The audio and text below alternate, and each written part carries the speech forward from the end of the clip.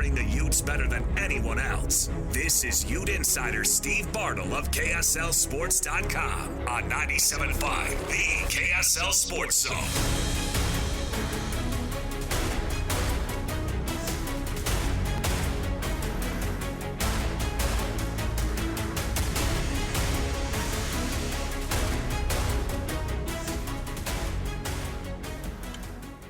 All right, everybody, welcome back. JJ and Alex, 97.5, the KSL Sports Zone. Alex Curie, Jeremiah Jensen. Thanks for being with us on the program on a beautiful Valentine's Day. Is it beautiful outside? We have no windows. It's been great. After the wildness of yesterday. Oh, my goodness. All that snow's almost melted. Well, yeah, the temperature's really nice for February. Sunny. The rain, very necessary last night. A lot of moisture, as they'd say. Oh, yes. You prayed for it. You're going to get it. All right. It's your fault. Hey, guess what? We've got one of our favorite people on the program here. Our show brought to you by G2G Bars, all natural ingredients and no preservatives. Make the G2G Bar the perfect protein bar. You can get it for yourself at all of the Costco, Holiday Oil, Maverick, Associated Foods, and many more in the refrigerated section. So go check it out for yourself. Awesome protein bar, awesome meal replacement, whatever you want to do with it. But let's kick things off here. You heard the voice. Introduce him. He is Steve Bartle. This portion of the cut in this hour is brought to you by Trajan Wealth, TRAJAN Wealth.com for all your trusted local financial needs. Steve Bartle, happy Valentine's Day, man. We're hoping not taking you away from some restaurant reservation you're standing outside for. No, actually, I lucked out, fellas, because we have this tradition where we make homemade surf and turf tacos every Valentine's. We've done it the last 3 years.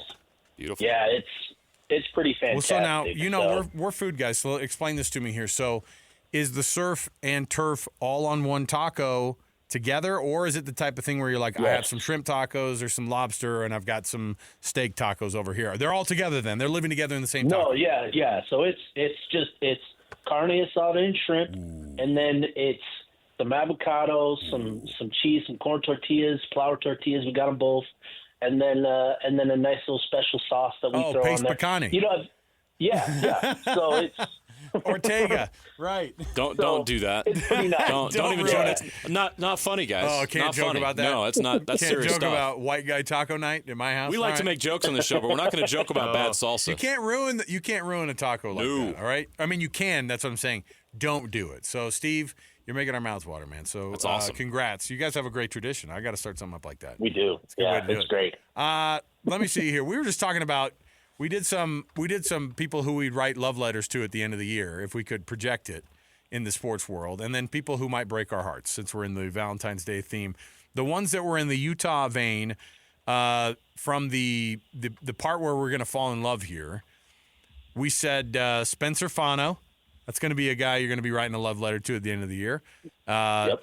Devon Dampier, we put on the list because I think that he's one of those guys that if it gets going for him, if he brings Utah back to the promised land, I'm telling you, after the hopes and dreams of the last couple of years have just been dashed, and this cat could come in and save everything, or at least be the head of the offensive monster part of Utah coming in, this guy could be the favorite quarterback in the history of this program by the time things are said and done after 2 years, just because of the feeling of maybe bailing them out of desperation.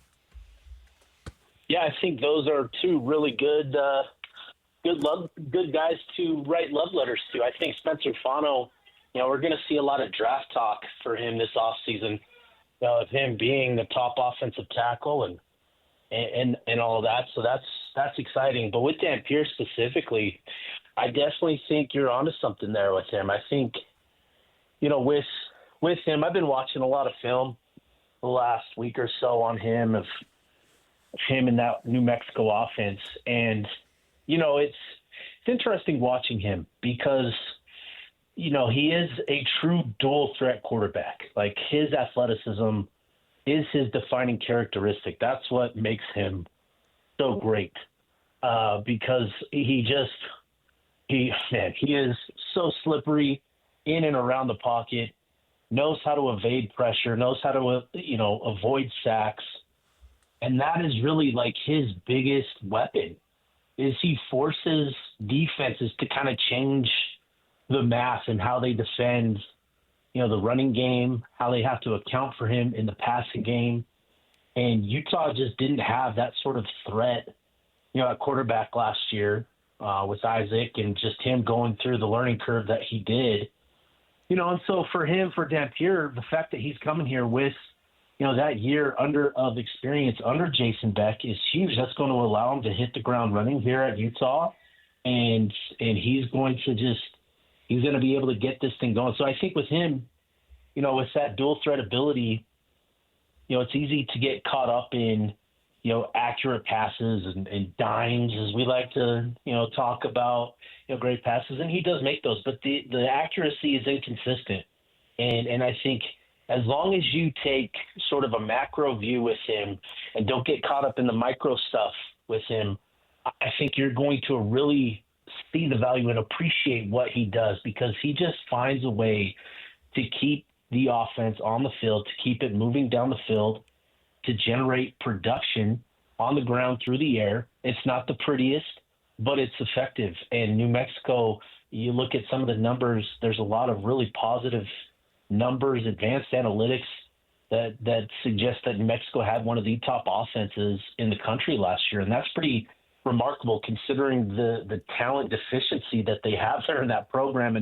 And so just all of that to say that, yeah, I think Dampier he's got the makings of a quality quarterback. And I think as long as he comes in and it translates here, which I expect it to, I think he's going to help Utah fans move on, from the post-Cam Rising era.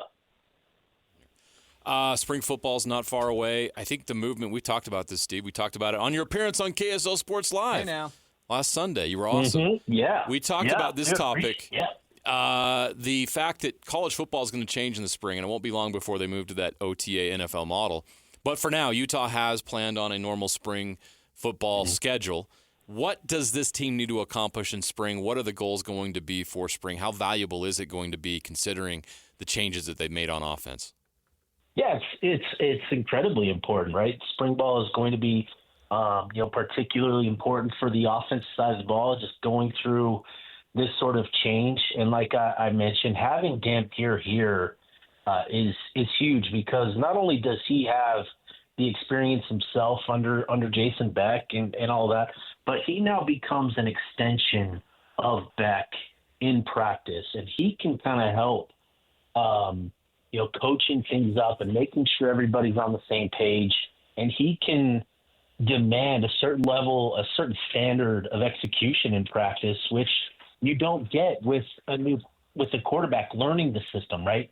Dampier is going to know what it looks like and how it's supposed to be executed and that sort of stuff. And Beck has a good understanding of Dampier and where he's at in his game and what he needs to do to take that next step. And so for Dampier and for Jason Beck, I think the most important thing, for Dampier is to establish, his leadership, his brand of leadership with this squad, because he came here to be the starter, and he needs to become that for everybody else around him, because when we get to fall, they're all going to be looking at him to become, that playmaker, to be the guy that they look to make plays. And so establishing his leadership brand and establishing that relationship, I think it is going to be super important. And then, obviously the chemistry in that with his pass catchers is going to be important. Utah's got to find, a couple receivers that they trust.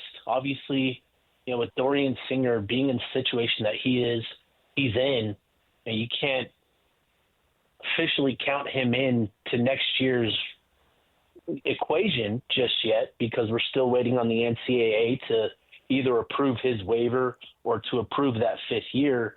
So Utah has to move forward as if they're not going to have him, and they have to find somebody else or two or three other guys to emerge. And I think you can look at Zacharias Williams, Otto Tia, the transfer from Utah State, as two guys to kind of step up early on. I think I've heard a lot of good things about those two.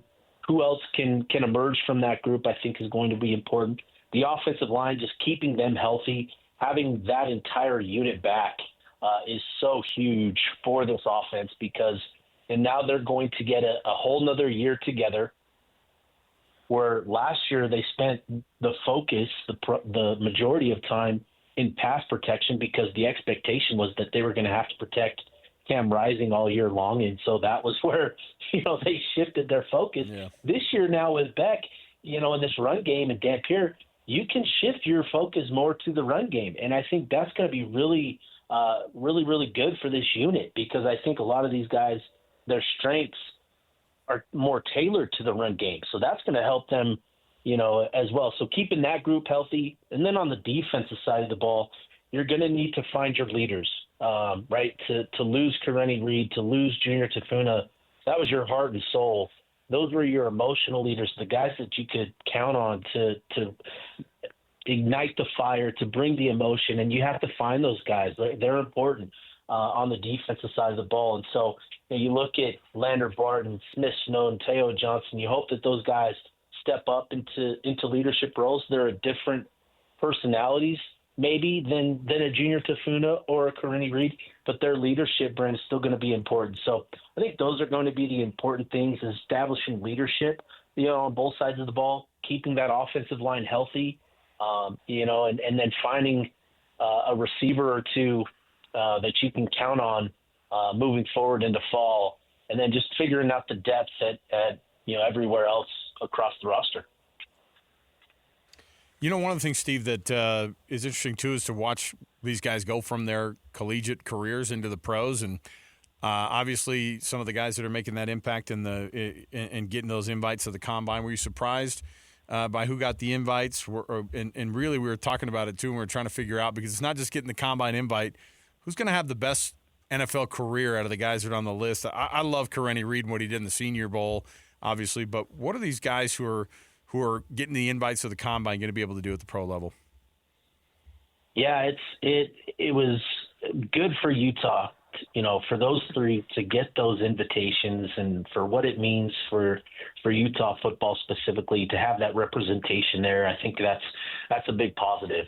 With Junior Tafuna, and Kareni Reed, they got the invitations to the Reese's Senior Bowl, and all week long made good impressions that forced evaluators to go back and check the tape. And I think both of them have helped their draft stock where, maybe Junior Tafuna, isn't going to be a high round draft pick because, there's questions about his ability as a pass rusher and that sort of stuff.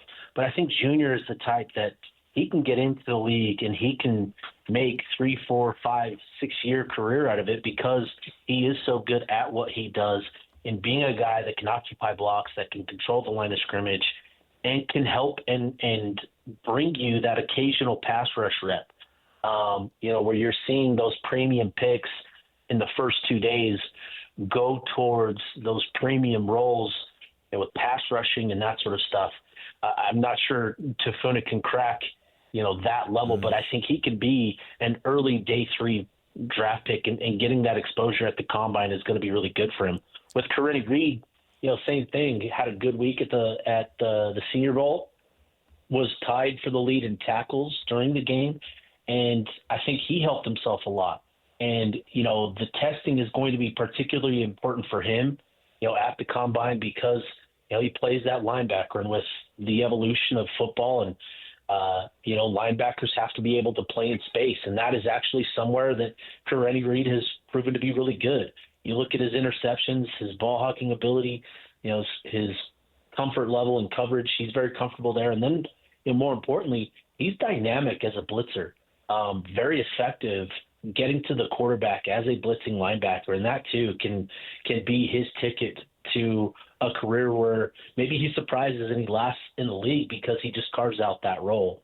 With Brant Keithy, I was pretty surprised to see him get the invite. Obviously, just knowing him coming off the injury, right. But just getting there and having the opportunity to meet with teams, he has such a massive body of work that, he's still worthy of consideration, for teams that are looking for that kind of unique H-back type of role. And you're seeing more of that, teams carrying a fullback type.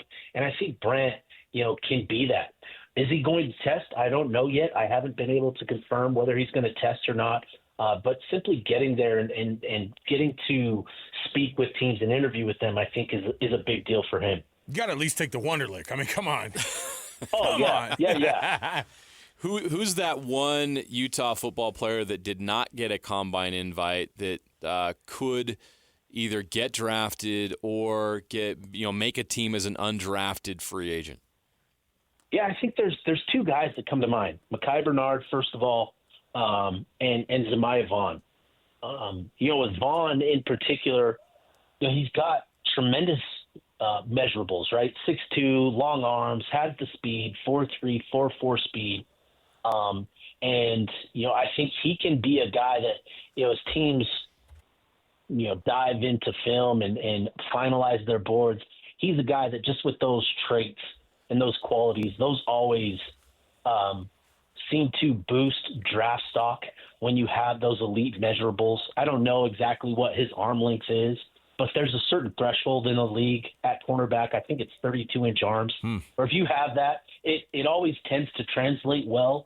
And so, Zemiah Vaughn, he's a lanky quarterback, and I think just having those qualities could give him an opportunity. And you see it all the time, too, at cornerback where these guys just get an opportunity and they make the most of it as an undrafted guy and that sort of thing. And then Mekhi, with what he's done over his career, throughout his career at Utah, showing that he's a capable runner, right, to handle the workload this year, but also work as a complementary running back in a rotation, I think is vital as well for running backs. But given the depth at running back in this class, it's tough to I don't want to say justify, but I understand why Mekhi didn't get an invite given the depth at running back in this draft class. But I think Mekhi has done so much and has made significant plays over the course of his career that I think he'll get an opportunity and he'll make the most of it, just knowing how he's worked and his mindset and all of that sort of stuff. Finally, one of the things that we're looking at, of course, is how big of a deal it is to have Kansas come to the Huntsman Center. They've never done it before. And the University of Utah has got a real shot to Craig Smith and his guys could get a signature win this weekend. Well, we hope so, right? We certainly hope so because Kansas is good. They're pretty darn good. Obviously, yeah. I don't need to say that. Their resume speaks for itself. Their tradition, their history. You say Kansas, it's synonymous with just being, a national brand in college basketball. Every weekend they're on CBS on national TV. Mm-hmm. And, seeing them at the Huntsman Center, it's going to be surreal for me. I've grown up watching college basketball. I've loved it. And it's going to be one of those moments where I take a minute just to kind of take it in, where I'm watching the Kansas Jayhawks play basketball at the John M. Huntsman Center. It's going to be a surreal moment.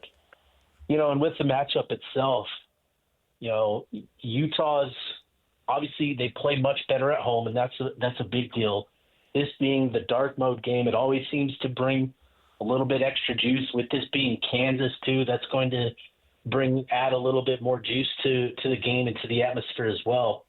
I think it's vital for Utah to get off to a strong start.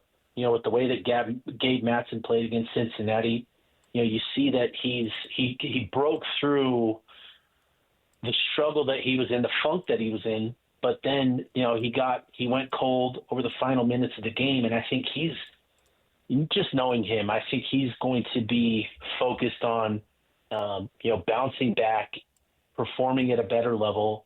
And then with everybody else around him, I think Ezra Sarr is going to be a big key to this matchup. He's such a unique player to match up against.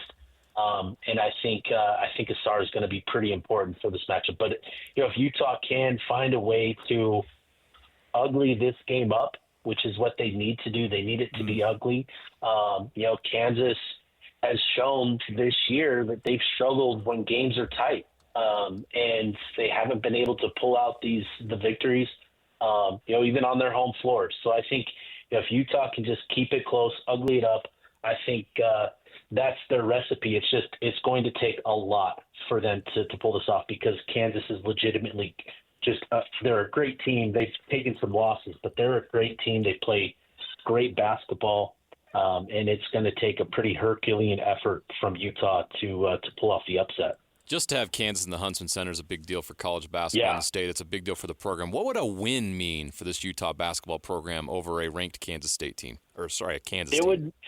It would mean a lot.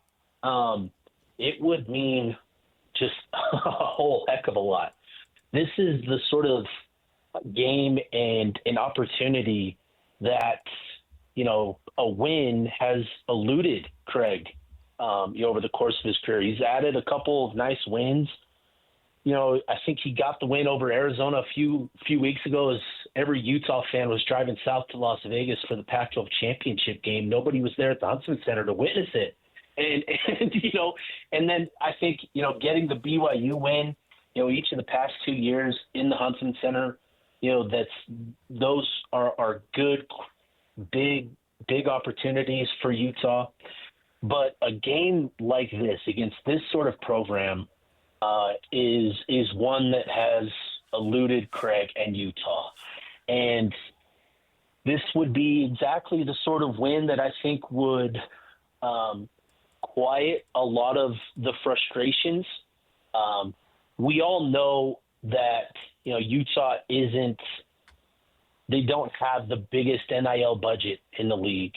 We know that Utah is they're having to overcome a lot of talent deficiencies in these games, a lot of experience deficiencies.